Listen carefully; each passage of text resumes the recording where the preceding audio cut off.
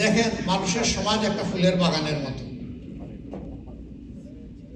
এখানে একটু আগে আমাকে 2 দফায় ফুল দিয়ে বরণ করা হয়েছে। এখানে এক জাতের ফুল নাই, ভিন্ন ভিন্ন জাতের ফুল আছে। এই ফুলগুলো মিলেই কিন্তু ফুলের তোড়া তৈরি করা হয়েছে। ঠিক তেমনি ভাবে মানব সমাজেও বিভিন্ন আকৃতির, প্রকৃতির, চিন্তাধারা মানুষ নিয়ে আমাদের এই বাগান আল্লাহ তাআলা সাজিয়ে দিয়েছেন। সকলের চিন্তাধারা একই ধরনের হবে না, আচার আচরণ একই ধরনের হবে না, কিন্তু সকলকে নিয়েই আমাদের এই সমাজে চলতে হবে ইনশাআল্লাহ। একজন ভাই, একজন বন্ধু, তার কথা বলার অধিকার অবশ্যই আছে। আমরা তার প্রতি শ্রদ্ধাশীল, প্রয়োজনে ঘন্টার পর ঘন্টা বসে তার কথা শুনতে আমি রাজি আছি, যদি সেই কথাটা আমার জাতির প্রয়োজনে হয়, যদি প্রিয় জাতির কল্যাণে হয়। আবার কথা বলছেন প্লিজ।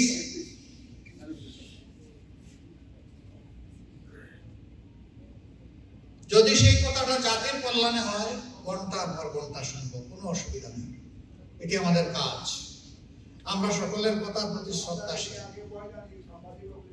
কিন্তু কথাগুলো হতে হবে শৃঙ্খলার ভিতরে, নিয়ম কানুনের ভিতরে। এখানে যদি কেউ সংবাদ কর্মী থেকে থাকেন বা সাংবাদিক থেকে থাকেন, তারা তাদের পেশাগত দায়িত্ব পালন করুন, কিন্তু অন্যদেরকে একটু দেখার সুযোগ করে দেবেন। মাঝে মাঝে একটু সাইডটা পরিবর্তন করবেন। ওনারা যদি পেশাগত দায়িত্ব পালন না করে, তাহলে মানুষের কাছে আমাদের কথা পৌঁছবে না। কাজে আপনারা একটু ধৈর্য ধরে সহযোগিতা করবেন, এটা আপনাদের কাছে আমরা প্রত্যাশা করি। সম্মানিত ভাই বোনেরা, বাংলাদেশ আমাদের প্রিয় জন্মভূমি। কেউ আমরা দেশে, কেউ আমরা প্রবাসে, কেউ আমরা নিবাসে। এই 3 শ্রেণীতে এদেশের মানুষ বিভক্ত। দেশে যারা আছে তাদের ব্যাখ্যার কোনো প্রয়োজন নাই। প্রবাসী আমরা তাদেরকে গণ্য করি যারা বিভিন্ন দেশে পড়ালেখার উদ্দেশ্যে গিয়েছে, কর্মসংস্থানের জন্য গিয়েছে, কিন্তু সেই দেশে পার্মানেন্টলি থাকার তাদের কোনো সুবিধা নেই। তাদের প্রয়োজনীয় কাজ শেষে আবার তারা জন্মভূমিতে ফিরে আসবে। নিবাসী আমরা তাদেরকে বলি দুনিয়ার বিভিন্ন জায়গায় গিয়ে যারা পিআর অথবা নাগরিকত্ব গ্রহণ করেছেন, বংশ পরম্পরা এখন সেখানেই তারা বসবাস করছে। আমরা যে যে অবস্থায় থাকি না কেন, বাংলাদেশের জন্য আমাদের কলিজায় একটা ম্যাপ আঁকা আছে, আমাদের কলিজার ভিতরে এই লাল সবুজের পতাকা আছে। আমি কি সঠিক বলেছি? আলহামদুলিল্লাহ। যেখানেই থাকি আমরা বাংলাদেশকে ধারণ করি। আমাদের প্রত্যেকের কলিজায় এক এক টুকরা বাংলাদেশ। আজকে আমি বাংলাদেশের আপনাদের ভাই বোনদের পক্ষ থেকে কিছু মেসেজ, কিছু বার্তা আপনাদের জন্য নিয়ে এসেছি। কি সেই বার্তা? আমাদের প্রিয় বাংলাদেশ আল্লাহ তাআলার এক অপূর্ব সৃষ্টি। দুনিয়ায় এত ছোট জায়গায় এত বিপুল সংখ্যক মানুষ আর কোনো দেশে নেই। এরকম একটি দেশে যুগ যুগ ধরে ধর্ম বর্ণগুলো পরস্পরের পাশাপাশি থেকে আমরা শান্তিপূর্ণ অবস্থান করে আসছি। আমাদের দেশ একটি অহিংস দেশ। তারপরেও মাঝে মধ্যে সকল দেশে যেমন কিছু ব্যতিক্রম ঘটে, আমাদের দেশেও কিছু ঘটে। ওই ব্যতিক্রমটাও আমরা দেখতে চাই না। আমরা দেখতে চাই প্রিয় বাংলাদেশ একটি শান্তি এবং সমৃদ্ধির বাংলাদেশ হবে। বাংলাদেশের একজন নাগরিক দেশের ভিতরে কিংবা বাইরে যেখানে অবস্থান করবে, সে মহান আল্লাহ শুকরিয়া আদায় করে বাংলাদেশের একজন গর্বিত নাগরিক হিসাবে নিজেকে সে পরিচয় দেবে। আমরা সেই বাংলাদেশকে দেখতে চাই। আমরা ওই বাংলাদেশকে দেখতে চাই যে বাংলাদেশের বুকে একজন শিশু মার গর্ভ থেকে জন্ম নেওয়ার পরে তার দেশ, রাষ্ট্র এবং সমাজ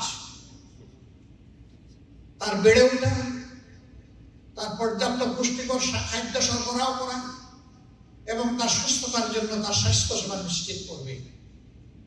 এরপরে যখন সে আরেকটু বড় হবে, সমাজ তার হাতে একটা কার্যকর শিক্ষা তুলে দেবে। সুপ্ত শিশুর বুকের ভিতরে আল্লাহ তাআলা যে মেধা, যে যোগ্যতা, তাকে যে এক্সিলেন্স দান করেছেন, এইটাকে শিক্ষার মাধ্যমে বিকশিত করা হবে। আমরা এমন একটি সমাজ চাই যে সমাজে নারী পুরুষ নির্বিশেষে সকলে ব্যক্তিগত এবং সামাজিক জীবনে শান্তি এবং নিরাপত্তা ভোগ করবে। ঘরে নিরাপদ, বাইরে নিরাপদ, কর্মস্থলে নিরাপদ, এই 3 জায়গায় সে নিরাপত্তা পাবে। আমরা এমন একটি দেশ চাই যেই দেশের বুকে অসংখ্য লুটেরা শ্রেণী তৈরি হবে না, মানুষের সম্পদের সুষম বন্টন হবে, মানুষ তার যোগ্যতার ভিত্তিতে কাজ করবে, প্রয়োজন মাফিক তার চাহিদা পূরণ করবে রাষ্ট্র। বলবেন কাজ করবে অল্প, খাবে কিভাবে সমান? না, সমান খাবে না। মানুষের মধ্যে ভোগের ও তারতম্য আছে তার যোগ্যতা অনুযায়ী। কিন্তু এমন অবস্থা হবে না কেউ থাকবে 20 তলায় আর কেউ থাকবে গাছ তলায়, এটা হবে। এই সমাজে মানুষের মধ্যে ডিসপেরিটি,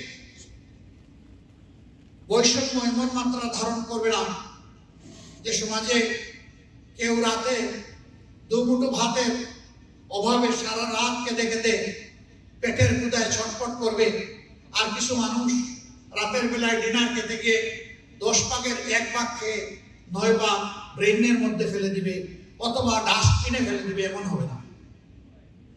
আল্লাহর দেওয়া প্রত্যেকটা সম্পদের সংরক্ষণ হবে এবং তার সাথে তার সদ্ব্যবহার হবে। কোন মানুষ, সে নারী হোক পুরুষ হোক, এখানে সে অপমানিত হবে না। সে সম্মানের সাথে একজন নাগরিক হিসাবে দেশ গড়ায়, জাতি গড়ায় অবদান রাখবে। সম্মানিত ভাই ও বোনেরা, আমরা এই বাংলাদেশটাকে আরো সুন্দর হিসেবে পেতে চেয়েছিলাম। বাংলাদেশে 4টা ধর্ম বিদ্যমান: ইসলাম, হিন্দু ধর্ম, খ্রিস্ট ধর্ম, বৌদ্ধ ধর্ম। বিভিন্ন ধর্মের অনুসারীরা আমাদের দেশে আছেন। আমরা পাশাপাশি মিলেমিশে বসবাস করছি। আমাদের দেশে বর্ণ বৈষম্য নাই, এই অভিশাপ থেকে দেশ মুক্ত। কিন্তু আমাদের দেশে শ্রেণী বৈষম্য আছে।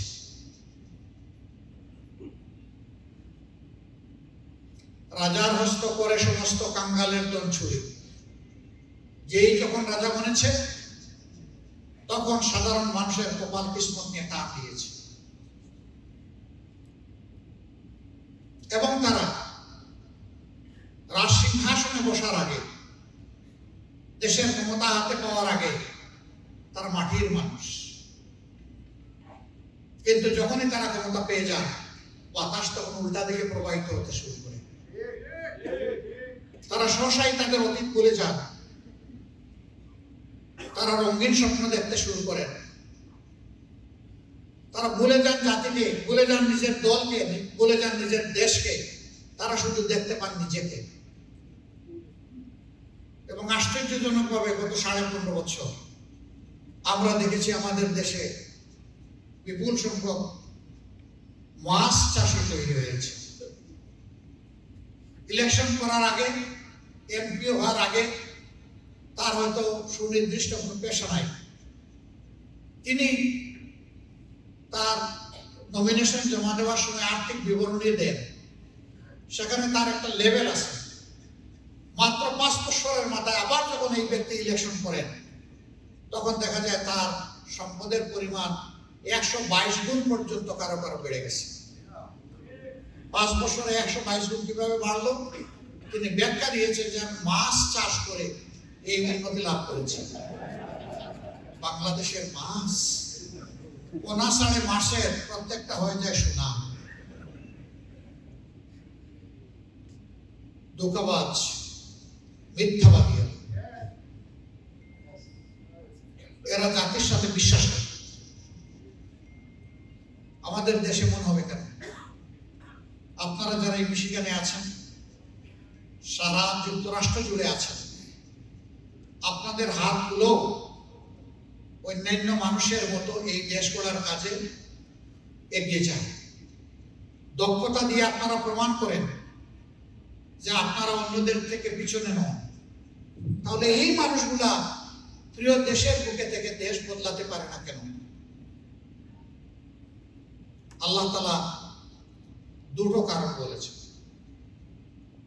রব্বুল আলামিন মানুষের সমাজকে সুন্দর করার জন্য, দুনিয়ার শৃঙ্খলা বিধানের জন্য, শান্তি প্রতিষ্ঠার জন্য, মানব জাতিকে সম্মানের আসনে বসানোর জন্য যুগে যুগে আল্লাহ তাআলা নবী এবং পয়গম্বর প্রেরণ করেছেন।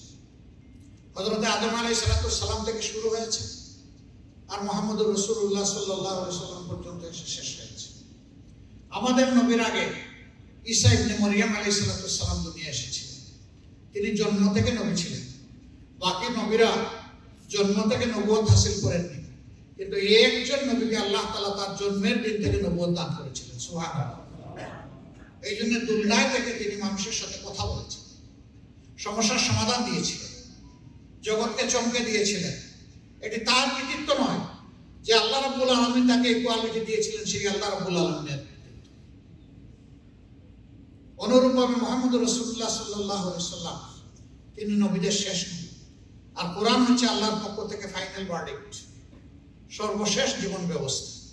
জীবন ব্যবস্থা মানে একজন মানুষ তার ব্যক্তি জীবন, পারিবারিক জীবন, সামাজিক জীবন, রাষ্ট্রীয় জীবন, আন্তর্জাতিক জীবন, জীবনের এই 5টি পরিমণ্ডলে কি করবে কি করবে না তার সূক্ষ্ম বিস্তারিত বিধান যেখানে দেওয়া হয় তার নামে পরিপূর্ণ জীবন বিধান। And this is Quran and Quran. এই কোরআন মানুষকে সম্মানের আসনে বসাতে এসেছে। এক সময় কোরআন আসার আগে পৃথিবীর বুকে নারী সমাজের কোন অধিকার এবং কোন সম্মান ছিল না। কোরআন এসে তাদেরকে মায়ের আসনে অধিষ্ঠিত করেছে। তাদের গর্বের জায়গাটা তাদের হাতে তুলে দিয়েছে, সমাজকে তাদের প্রতি সম্মান দেখাতে বাধ্য করেছে। আল্লাহ তাআলা বলছেন, এই কোরআন দিলাম তোমাদের জন্য, তোমরা কিনা সেই কোরআনের সাথে এমন আচরণ করো। আফাতুমিনুনা বিবাদিল কিতাবি ওয়া তাকফুরুনা বিবাদ ফামা জাযাউ মান ইয়াফআলু যালিকা মিনকুম ইল্লা খিজয়ুন ফিল হায়াতিদ দুনিয়া। আমি যে কোরআন তোমাদের কল্যাণের জন্য দিলাম, আমার কোরআনের সাথে তোমরা যদি এমন আচরণ করো যে তার কিছু তোমরা রিসিভ করলা, কিছু তোমরা ফেলে দিলা, যদি এরকম আচরণ করো, ফামা জাযাউ, আর কি প্রতিদান হতে পারে, মান ইয়াফআলু যালিকা মিনকুম, তোমাদের যে বা যারা আমার কোরআনের সাথে আচরণ করবে, ইল্লা খিজয়ুন ফিল হায়াতিদ দুনিয়া, আমি তোমাদের থেকে সমস্ত সম্মান কেড়ে নিব এবং তোমাদেরকে চরমভাবে আমি বেইজ্জত করব। এই ফতোয়াটা কে দিয়েছেন? আল্লাহ। এটা আমার কথা? এটা কার কথা? আল্লাহ তাআলার কথা। আমরা আজকে সেই চিত্রটাই দুনিয়ায় দেখতে পাচ্ছি। সমাজে যত অশান্তি, বিশৃঙ্খলা, শুধু বাংলাদেশে নয়, সারা বিশ্বে। এর জন্য আল্লাহ বলেছেন, তোমরাই দেই জারাল ফাসাদু ফিল বাররি ওয়াল বাহরি বিমা কাসাবাত আইদিন নাস। জলে স্থলে অন্তরিক্ষে যত বিপর্যয়, বিশৃঙ্খলা, অশান্তি, অপমান, হানাহানি, যা তোমরা দেখো সব তোমাদের হাতের কামাই। তোমরা যেমনটা করো আমি তেমনটাই তোমাদেরকে ফল দিয়ে থাকি। 100% আমরা কি বিলিভ করি? আমরা বিলিভ করি সমস্ত মানব জাতির উৎস এক জায়গায়। আমাদের ফার্স্ট ফাদার হযরত আদম আলাইহিস সালাম, আমাদের ফার্স্ট মাদার হযরত হাওয়া আলাইহিস সালাম, আমাদের সকলের শরীরে যে ধর্মের হয় তাদের রক্ত। সুতরাং বিশ্ববাসী পরস্পরের রক্তের আত্মীয়। এই রক্তের আত্মীয়দের মধ্যে এমন হলো কেন? এখানে তো আত্মীয়তা থাকবে, এখানে শত্রুতা আসলো কিভাবে? এই শত্রুতার পিছনে মানব জাতির চিহ্নিত সুনির্দিষ্ট দুশমন শয়তান হচ্ছে দায়ী। আল্লাহ মানব জাতিকে সম্মান করার তাকে হুকুম করেছিলেন। সে যুক্তি দিয়ে বলেছিল, আল্লাহ এ কেমন করে হয়? আমাকে তুমি করেছো, আগুনের লেলিহান শিখা থেকে তৈরি। মানুষকে তুমি করেছো পচা মাটি এবং পানি থেকে তৈরি। ওই উন্নত উপাদান নিকৃষ্ট উপাদানের কাছে মাথা নত করবে, সম্মান দেখাবে, এটা কোন ধরনের সুবিচার হবে? স্রষ্টার সাথে যখন সে ঔদ্ধত্য প্রদর্শন করলো, আল্লাহ তাআলা তাকে তার সমস্ত রহমত এবং নিয়ামত থেকে বঞ্চিত হওয়ার ঘোষণা দিলেন। সে তখন আল্লাহর কাছে চেয়েছিল, তুমি যে মানুষকে সম্মান করে, মানুষকে ভালোবেসে আমার কপাল শেষ করে দিলে, সেই মানুষ তোমার এই ভালোবাসার মর্যাদা কতটুকু বুঝে, হে আল্লাহ তুমি কি আমাকে একটু পরীক্ষা করার সুযোগ দিবা? আল্লাহ তাআলা বলেছিলেন, হ্যাঁ, একটা সুনির্দিষ্ট সময় পর্যন্ত তোমাকে ইখতিয়ার দেওয়া হবে। সে চেয়েছিল কিয়ামত, আল্লাহ এটা বলেন নাই, বলছেন সুনির্দিষ্ট সময় পর্যন্ত। আল্লাহ ভালো জানেন এই সুনির্দিষ্ট সময় কত, আমরা জানি, আল্লাহু আ'লাম। এরপর থেকেই সে কসম পেয়ে বলল, তাইলে তুমি শুনে রাখো হে আল্লাহ, যাদের কারণে আমার কপাল পড়েছে, আমি তাদেরকে সামনের দিক থেকে, পিছনের দিক থেকে, ডান দিক থেকে, বাম দিক থেকে, সমান তালে চতুর্দিক থেকে আমি তাদের উপরে হামলা চালাবো এবং সত্য পথের উপর তাদের থাকতে দেব না। তাদেরকে আমি এলোমেলো করে ছাড়বো, ছিন্ন বিচ্ছিন্ন করে ছাড়বো। ইল্লা কালিল, কিছু সংখ্যককে পারবো না, যারা তোমার আনুগত্যের উপর মজবুত হয়ে যাবে, এরা ছাড়া সবাইকে আমি ছিন্ন ভিন্ন করে দেব। সেই আমাদের মানব জাতির এই সর্বনাশ করেছে। এই পার্সোনালি ফিল, আমরা যদি প্রত্যেকটি মানুষ নিজেদেরকে পরস্পরের একই রক্তধারার ভাই বোন মনে করি, তাহলে অবশ্যই প্রত্যেকের প্রতি আমাদের প্রত্যেকের দায়িত্ব আছে। আমার সহোদর ভাইকে আমি যদি দেখি কেউ একটা আঘাত করছে তার হাত দিয়ে, আমি দৌড়ে গিয়ে এটা প্রোটেক্ট করব। আমি যদি দেখি কেউ তাকে টেনে নিয়ে অগ্নির গর্তের মধ্যে ফেলে দিচ্ছে, আমি জান প্রাণ দিয়ে তাকে বাঁচানোর চেষ্টা করব। কিন্তু যেখানে আমরা দেখতে পাচ্ছি আমাদের চোখের সামনে বিশ্ব সভ্যতা উলট পালট হয়ে যাচ্ছে, আমরা মানুষ, আমাদের মনে কান্নার জোয়ার সৃষ্টি হওয়া উচিত। সে যে ধর্মের মানুষ হোক, যখনই সে মজলুম হবে, তখন আপনার আমার দায়িত্ব হবে মজলুমের পাশে দাঁড়ানো। এটা আমার দেশে হোক, প্রবাসে হোক। সম্মানিত বন্ধুগণ, এইভাবে এই সভ্যতাকে উলট পালট করে এসেছে ওই আমাদের সুস্পষ্ট যে দুশ্মন, আল্লাহ যাকে আদু মুবিন বলেছেন, সে বাংলাদেশ জামাতে ইসলামে বিশ্বাস। আল্লাহ তাআলা এই দেশে আমাদেরকে জন্ম দিয়েছেন, এই দেশের প্রতি আমাদের দায়িত্ব আছে।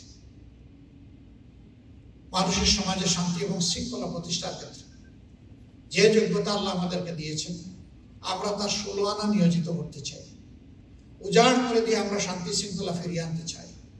আপনারা জানেন, আপনারা সাক্ষী, 15.5 বছর আমাদের উপর কত সব অভিনব নির্যাতন চালানো হয়েছে, যা অনেকের উপরে চালানো হয়নি। আমাদের 1-2 করে 11 জন শীর্ষ নেতাকে বিচারের নামে চরম বিচার করে হত্যা করা হয়েছে। 1000-এর মতো সহকর্মীকে খুন করা হয়েছে। অসংখ্য ভাই বোনকে গুম করা হয়েছে। বাড়িঘর বুলডোজার দিয়ে ভেঙে ফেলা হয়েছে। চাকরি থেকে তাড়িয়ে দেওয়া হয়েছে। ব্যবসা প্রতিষ্ঠান বন্ধ করে অথবা লুণ্ঠন করে নিয়ে যাওয়া হয়েছে। ঘর বাড়িতে থাকতে দেওয়া হয়নি। পিতা পুত্র একসাথে বসে দুপুরের খাবারটা খেতে পারেনি।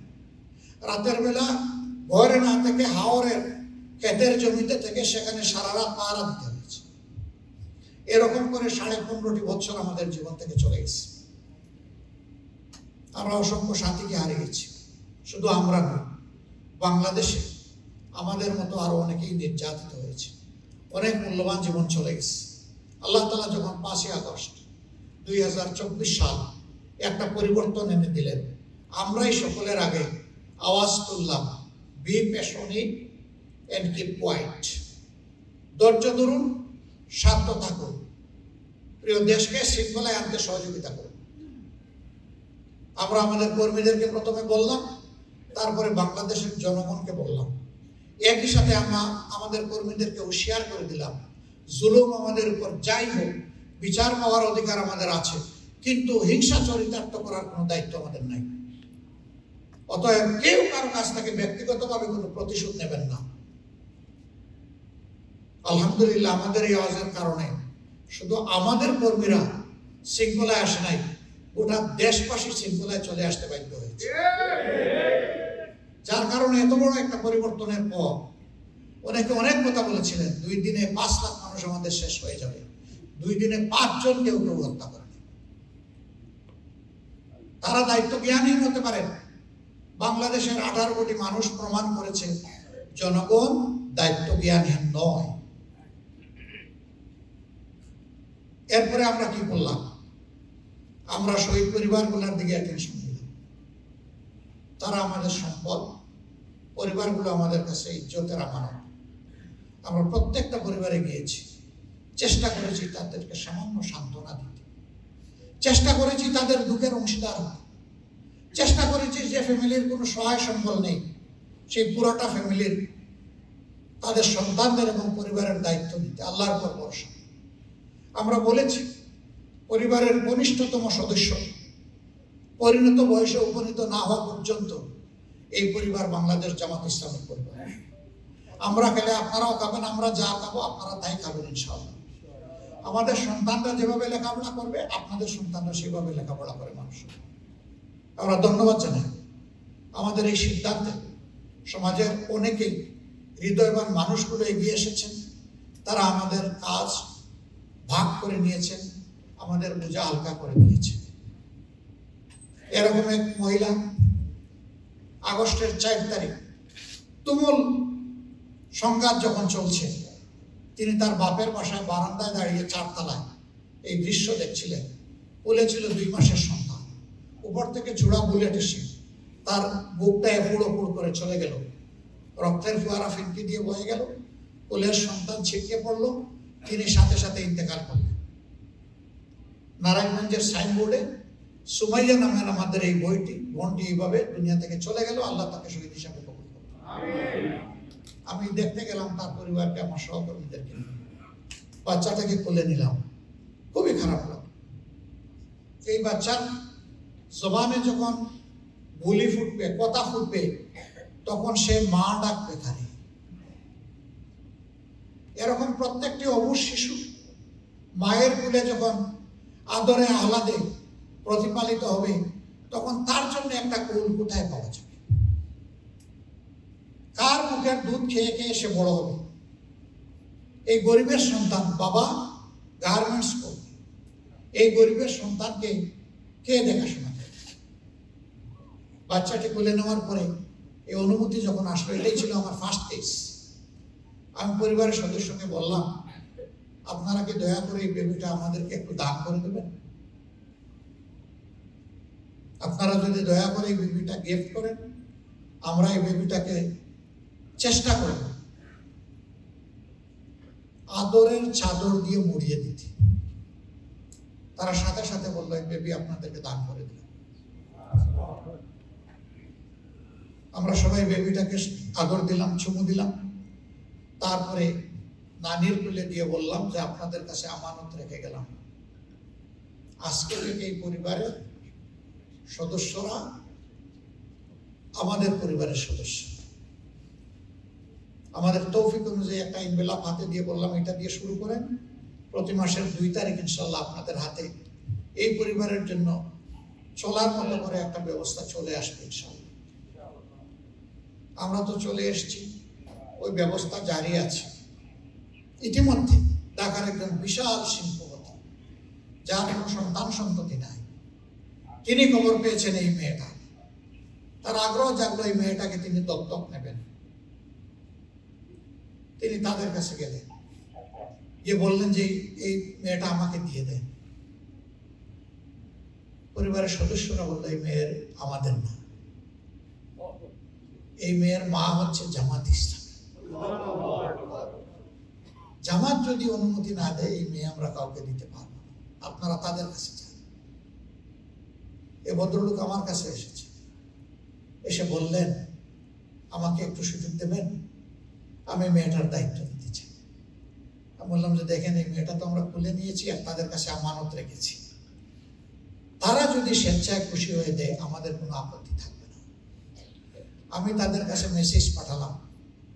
তারা বলল সবার আগে আপনারা এসেছেন, আপনাদের কোলেই বাচ্চা রেখেছি, আমাদের বাচ্চার শিল্পপতি হওয়ার দরকার নাই, আমাদের বাচ্চা আপনাদের সোনালী কুলে থাকবে, এটাই আমরা চাই।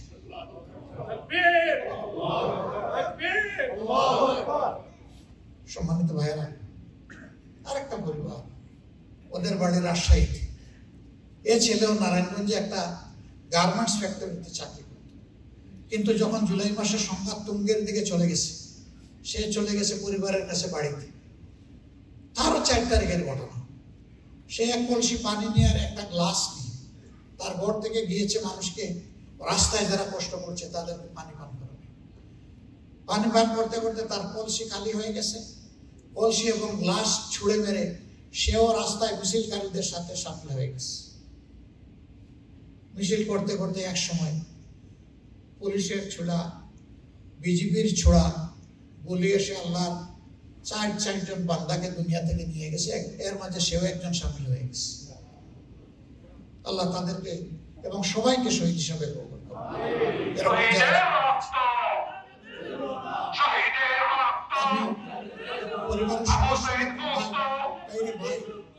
স্লোগান দিও না রে ভাই, আমি গরিব মানুষ আসছি, লোকগুলা কষ্ট করে বসছে, 2টা কথা বলে চলে যাবো। গেলাম দেখতে, পরিবারের সদস্যরা আসলো। 2 ভাইয়ের মধ্যে এক ভাই রিক্সা চালায়, আরেকজন গার্মেন্টস। একজন চলে গেছে, একজন আছে, মা আছে আর 2 ভাইয়ের স্ত্রী আছে। ওই শহীদের স্ত্রীও আসছে ওখানে, গামটা দিয়ে সবাই তারা বসেছে, অত্যন্ত স্বাধীন। একটা গরিব পরিবার হলেও তাদের আত্মমর্যাদা হচ্ছিল, আমি লক্ষ্য করেছি, দারুণ আত্মমর্যাদা। আমি একে করে যখন জিজ্ঞেস করি, মেয়েটার কাছে আসলাম, মা তুমি কেমন আছো? আমাকে বললো আলহামদুলিল্লাহ আমি ভালো আছি।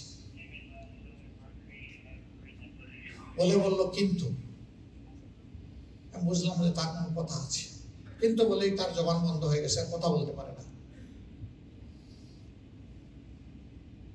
অনেকক্ষণ পরে নিজেকে সামনে বলল, আমার ভালো লাগতেছে আপনি আমাকে মা ডেকেছেন, কিন্তু আল্লাহ তাআলা আমার গর্ভে 5 মাসের সন্তান দিয়েছে, ওর কি হবে? ও দুনিয়ায় সে তো বাবা পাবে না। গরিবের পরিবার আমরা তো চলছিলাম, এখন আমি চোখের সামনে অন্ধকার দেখছি। তখন মেয়েটাকে বলেছিলাম, তোমাকে যখন মা ডেকেছি, ইনশাআল্লাহ তোমাকে আমরা মায়ের মর্যাদায় রাখবো। এরকম অনেকগুলো পরিবারের দায়িত্ব আমরা একটা সংগঠন, সরকার নই, শুধু আল্লাহর উপর ভরসা করে আমরা নিয়ে ফেলেছি। আল্লাহ আমাদেরকে আটকাননি, লজ্জিত করেননি, সব জায়গায় আমরা ওয়াদা রক্ষা করে চলছি। এই পরিবারের দায়িত্ব পরে আমাদের কাছ থেকে কেড়ে নিয়ে গেছে কানাডার এক ভাই, আজকে সেইখানে আছে, এখানে এসেছে। আমি তাকে দেখতে পেলাম, সে বললো আপনারা তো অনেক খেদমত করছেন, একটু আমাকে শরীর করার সুযোগ দিন। আলহামদুলিল্লাহ সেইটা মেনটেন করে চলছে, প্রতি মাসে রেগুলার। এরকম অনেকেই এগিয়ে এসেছে। আমরা প্রত্যেকটি শহীদ পরিবারের পরে আমরা নজর দিয়েছি যারা আহত পঙ্গু হয়েছে, কারণ এদের লাল রক্তের বিনিময়ে আজকে আমি এখানে আসতে পেরেছি। এদের লাল রক্তের স্যাক্রিফাইসের কারণে দেশের মানুষ এখন একটু শ্বাস নিতে পারছে। এদের লাল রক্তের কারণেই জালিমের আয়নাঘর ভেঙে তছনছ হয়ে গেছে। এদের লাল রক্তের কারণেই আজকে অনেকেই স্বপ্ন দেখছেন বাংলাদেশের ক্ষমতায় যাওয়ার। ভাই, আমরা ক্ষমতায় যাওয়ার স্বপ্ন দেখি না। বলবেন তাহলে আপনারা সংগঠন রাজনীতি করেন কেন? না, ক্ষমতা এই শব্দটাকে ভয় পায়। ক্ষমতা মানুষকে বেহায়া এবং বেপরোয়া করে তোলে। আমরা ক্ষমতাবান হতে চাই না, ক্ষমতাবান থাকবেন আমাদের আল্লাহ। ওয়া আলা কুল্লি শাইইন কাদির, সমস্ত ক্ষমতার মালিক, সব কিছুর উপরে তিনি। আমরা তাহলে কি চাই? আমরা জাতির একটু সেবা করতে চাই। আল্লাহ যদি তার সিদ্ধান্তের ফদলে এবং মানুষের ভালোবাসার বরকতে এদেশের সেবা করার জন্য আমাদেরকে নির্বাচিত করেন, তাহলে এই জাতির প্রতি আমাদের কিছু কমিটমেন্ট আছে। যদি আল্লাহ আমাদেরকে ওই সুযোগ নাও দেন, আমরা যদি বিরোধী দলে বসি, তাও আমাদের কিছু কমিটমেন্ট আছে। এই কমিটমেন্ট বদলাবে না ইনশাআল্লাহ। অবস্থান যাই হোক, কমিটমেন্ট, অঙ্গীকার তার জায়গায় থাকে। আমাদের 1 নম্বরের অঙ্গীকার হচ্ছে জাতির ভাঙ্গা চূড়া বিধ্বস্ত শিক্ষা ব্যবস্থায় আমরা সবার আগে হাত দেব ইনশাআল্লাহ। যে জাতির মেরুদণ্ড ঠিক নাই, এই জাতি মাথা উঁচু করে দাঁড়াতে পারবে না। এই জন্য আগে মেরুদণ্ড ঠিক করা লাগবে। শিক্ষা হচ্ছে জাতির মেরুদণ্ড। এই শিক্ষায় থাকবে বিসমি রাব্বিকাল্লাযী খালাক। তোমার সৃষ্টিকর্তাকে তুমি চিনো, কেন তোমাকে তিনি পাঠিয়েছেন, এটা তুমি আগে বুঝার চেষ্টা করো। এর আলোকে শিক্ষাকে ইনশাআল্লাহ সাজানো। সেই শিক্ষায় দুনিয়ার সমস্ত সায়েন্স এবং টেকনোলজির সর্বোচ্চ শিখরের যা আছে দুনিয়া থেকে আমরা সব কিছুর বিনিময়ে সেইগুলো ওখানে নিয়ে ঢুকাবো ইনশাআল্লাহ। এই শিক্ষায় শিক্ষিত লোকেরা, আমাদের সন্তানেরা, তারা একদিকে নৈতিক বোধ সম্পন্ন মানুষ হবে, আর একদিকে দক্ষতা সম্পন্ন দেশ গড়ার কারিগর হবে ইনশাআল্লাহ। এই শিক্ষায় শিক্ষিতরা বেকার থাকবেন না। কাজ তাদেরকে পাগল হয়ে খুঁজবে, আর তারাও পাগল হয়ে কাজকে খুঁজে নেবে। বেকারের মিছিল আর আমাদের দেশে আমরা দেখবো না ইনশাআল্লাহ। তবে হ্যাঁ, এটা আলাদিনের প্রদীপ নয়, জ্বাললেই সবকিছু চেঞ্জ হয়ে যাবে। এটার জন্য একটু সময় দিতে হবে, একটা কিউরিং পিরিয়ড লাগবে। আমরা ধারণা করি আল্লাহ তাআলার সাহায্য পেলে, দেশবাসীর ভালোবাসা পেলে 5 বছরে আলহামদুলিল্লাহ চেহারা বদলে উল্টা দিকে চালানো যাবে গাড়ি ইনশাআল্লাহ। এখন যেদিকে চলছে মৃত্যুর মিছিল চলছে, এই মিছিলকে আল্লাহ তাআলার সাহায্য নিয়ে আমরা পাল্টে দেব ইনশাআল্লাহ। এই সমাজে জাত পাতের ধর্মের দলের কোনো ব্যবধান থাকবে না। আল্লাহর দেওয়া মেধাকে বিকশিত করে যাকে যেখানে যোগ্য মনে করা হবে তাকে সেখানেই তার হাতে সম্মানের কাজটা তুলে দেওয়া হবে ইনশাআল্লাহ। আমাদের দ্বিতীয় অঙ্গীকার, সমাজদেহের ক্যান্সার হিসাবে দুর্নীতি সর্বত্র গ্রাস করে ফেলেছে। আপনারা শুনে অবাক হবেন, মসজিদের ইমাম মুয়াজ্জিন নিয়োগে এখন ঘুষ নেওয়া হয়। কোথায় যাবো আমরা বলেন? আর কোনো জায়গা বাকি নাই, একদম পচে করে দুর্গন্ধ। আমরা ঘোষণা করেছি এই দুর্নীতির বিরুদ্ধে আমরা লড়াই চালিয়ে যাব ইনশাআল্লাহ, এবং আমরা দুর্নীতির জড় কেটে দেব ইনশাআল্লাহ। এতে আমরা জানি এই কাজ অত সহজ নয়। সমাজের যারা বেস্টেড ইন্টারেস্ট কোয়ার্টার, তারা আমাদের সামনে বাদার হিমালয় পর্বত তুলে দিবে। আমরা আল্লাহ তাআলার কাছে তৌফিক চাই, আমরা যেন 1 হিমালয় নয় 3 হিমালয় এসে যদি দাঁড়ায়, আল্লাহ যেন আমাদেরকে সামর্থ্য এবং শক্তি দান করেন, সেই হিমালয় ভেঙে আমরা চুরমার। আমরা আপোষ করবো না, কারো মুখের দিকে তাকাবো না। বলবেন হায় হায়, এই সমাজের তো সমস্ত মানুষই কম বেশি পরোক্ষ প্রত্যক্ষ ভাবে দুর্নীতির সাথে জড়িত, তাহলে তো গোটা সভ্যতারই মৃত্যু হবে, এদেশে তো আর কেউ বাঁচতে পারবে না। না, আলহামদুলিল্লাহ বাঁচবে, শান্তির সাথে বাঁচবে। দুর্নীতি করে টাকা পয়সা কারেন্সি অর্জন করে কোথায় রাখবে? এখন কি কবর করে নিজের ঘরের ভিতরে রাখবে, নাকি শালা সম্বন্ধীকের নামে অ্যাকাউন্টে রাখবে, নাকি বেগম পাড়ায় ট্রান্সফার করবে? অস্থির। কিন্তু নিজের নামে কোথাও করার সাহস করে না, বিভিন্ন জায়গায় বেনামে রাখে। যাদের নামে রাখে, যখন এটা ফেরত চায়, বলে ভাই সাহেব বিপদের সময় পাহারা দিয়েছি জীবনের ঝুঁকি নিয়ে আমি, আর এখন আপনি হয়ে যাবেন সম্পদের মালিক, আমি কি এতই ব্যাখ্য? ফেরত দেয় না, এখন কান্দে, বলতেও পারে না।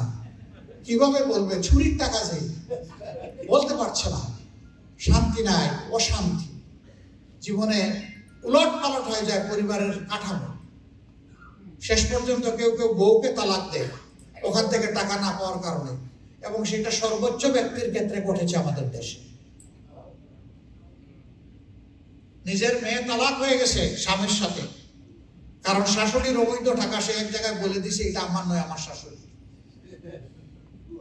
বলে দেওয়ার কারণে মেয়েকে ওখান থেকে বিচ্ছিন্ন করে নিয়ে আসা হয়েছে, এবং জামাইকে হাতের পাশে না পেয়ে জামাইয়ের বাবাকে শাস্তি দেওয়া হয়েছে।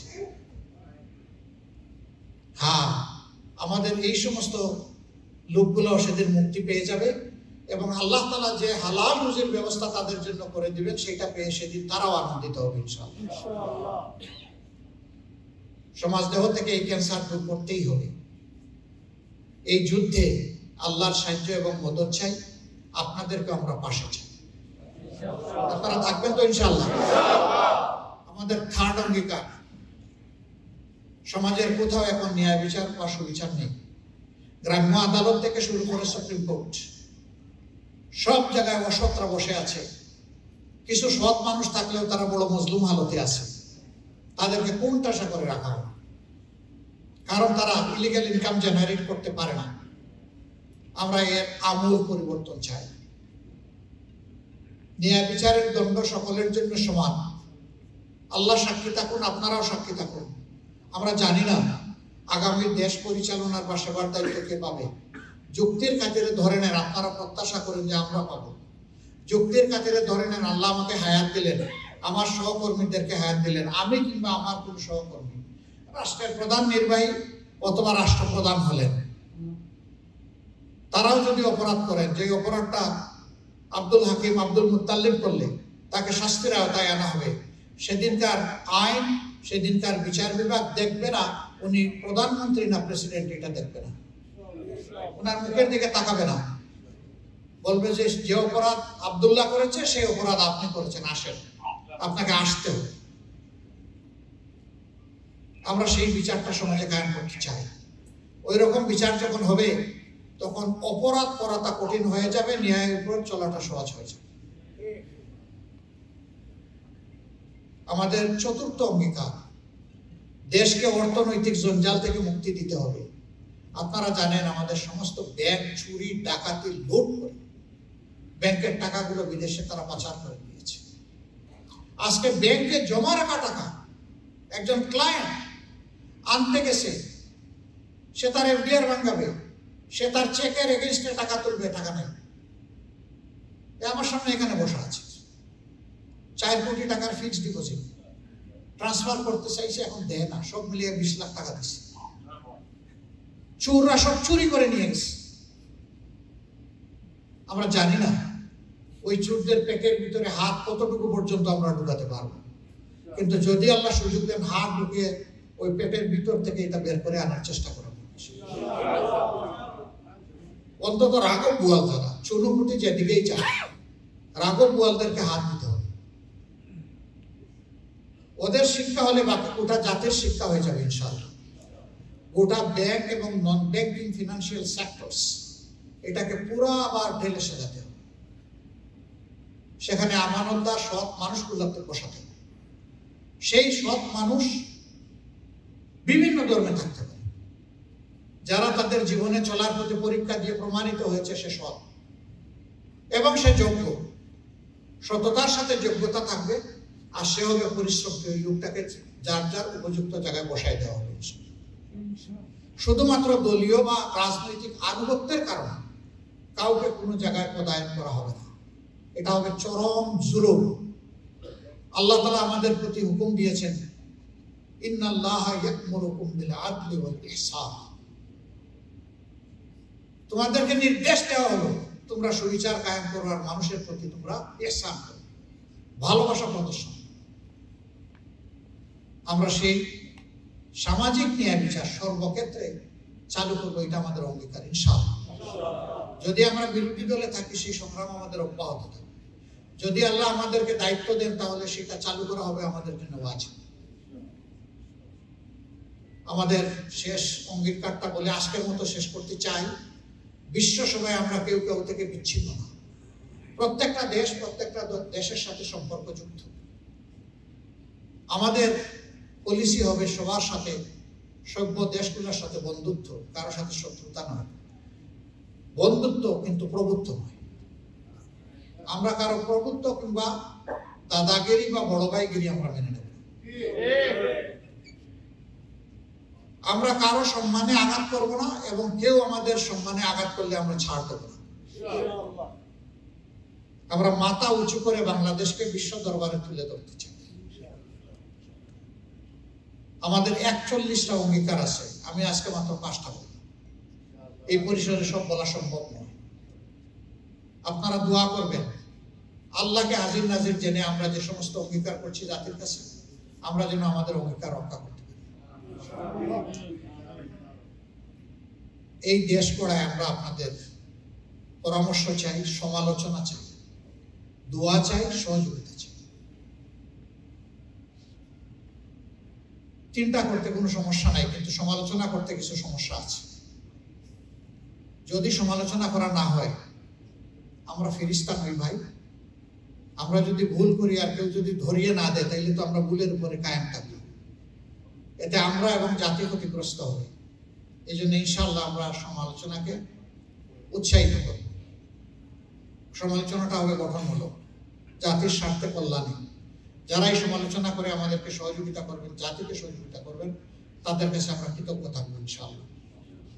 বিশেষ করে আমাদের সাংবাদিক বন্ধুরা যারা আছে, যাদেরকে বলা হয় জাতির বিবেক, আর মিডিয়াকে বলা হয় জাতির দর্পণ বা আয়না, তাদের কাছে আমাদের দাবিটা বড়।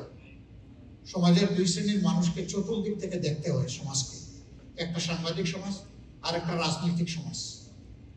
এই দুই জায়গার কোনো একটা জায়গায় কাটতে পড়লেই সমাজ ইমব্যালেন্সড হয়ে যায়, ভারসাম্যহীন হয়ে যায়। আমরা আপনাদের সহযোগিতা চাই। সংবাদ জগতে যারা আছে, সত্য আপনারা তুলে ধরবেন, সাহসিকতার সাথে কালোকে কালো বলবেন, সাদাকে সাদা বলবেন। আমি কালো হলে আমাকেও ছাড় দেবেন, আমাকেও ধরবেন, তাহলে ইনশাআল্লাহ এই সমাজ সোজা হয়ে চলবে।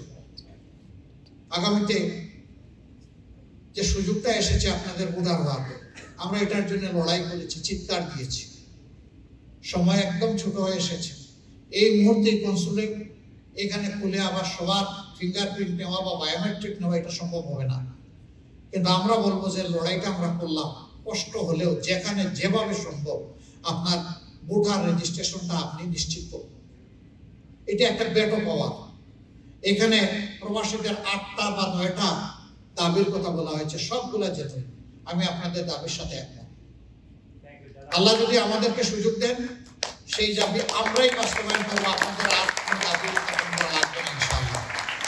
আর যদি আমরা বিরোধী দলে থাকি, তাহলে আমরা জোরালো ভাবে আপনাদের হয়ে এই দাবি উত্থাপন করবো, আপনাদের সাথে হাত মিলিয়ে।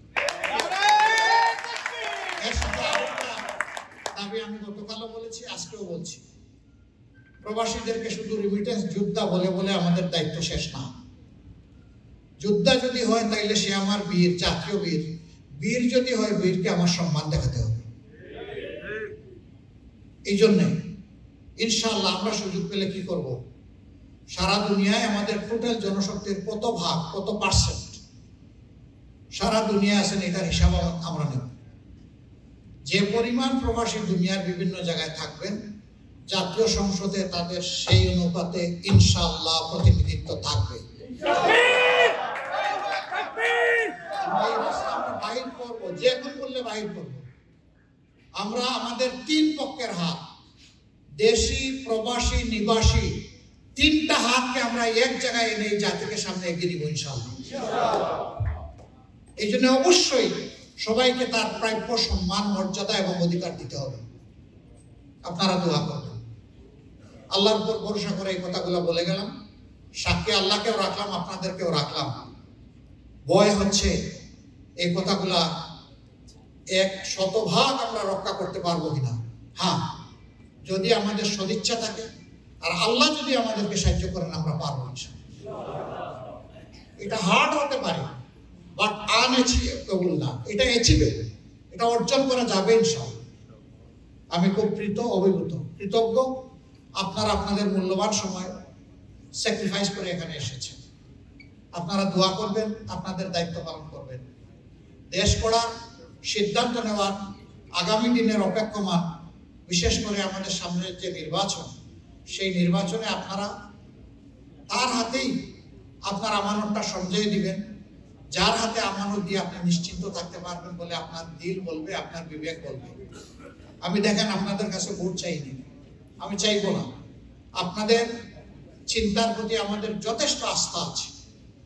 আপনারা যাকেই ভালো মনে করেন তাকেই দেবেন। কারো অন্যায় প্রভাবে প্রভাবিত হবেন না, বিবেক অনুযায়ী আপনারা চলবেন ইনশাআল্লাহ, আমার এই আস্থা আছে। আপনাদের সকলের প্রতি কৃতজ্ঞতা এবং ধন্যবাদ। আমার বক্তব্য, আমার সালাম আপনাদের পরিবারের সম্মানিত সদস্যবৃন্দ, আপনাদের আত্মীয় স্বজন, প্রতিবেশী, কর্মস্থলের সঙ্গী সবার কাছে মেহরবানি করে পৌঁছাবেন। আল্লাহ রাব্বুল আলামিন আপনাদের হায়াতে, সিহাতে, ইজ্জতে, ইলমে, আমলে এবং আপনাদের রিজেকে আল্লাহ তাআলা অফুরন্ত বারাকা দান করুন। পুরো দেশের প্রতি, বিশ্বের প্রতি আল্লাহ তাআলা শান্তির ফয়সালা নাজিল করুন। আল্লাহ রহমশীল হন, মানুষকে মানবিক হওয়ার তৌফিক দান করুন। একটা দুর্নীতিমুক্ত মানবিক বাংলাদেশ গড়ার জন্য আমাদের সকলকে আল্লাহ তাআলা ঐক্যবদ্ধভাবে এগিয়ে যাওয়ার তৌফিক দান করুন। আসসালামু আলাইকুম ওয়া রাহমাতুল্লাহি ওয়া বারাকাতুহু।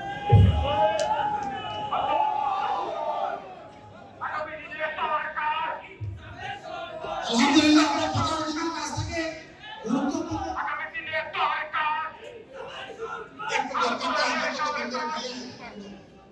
খুবই ভালো লাগতো সবার সাথে বুক মিলাইতে পারলে, একটু টিপে নিয়ে যেতে পারতাম সবার সাথে হাত মিলাইতে পারলে। তো আমার আসলে 2.5 মাস আগে ওপেন হার্ট সার্জারি হয়েছে। বুক টুকরা টুকরা ছিল, পুরো জোড়া নেয়নি, বাইরে জোড়া নিয়েছে, ভিতরে এখন অপেক্ষমান।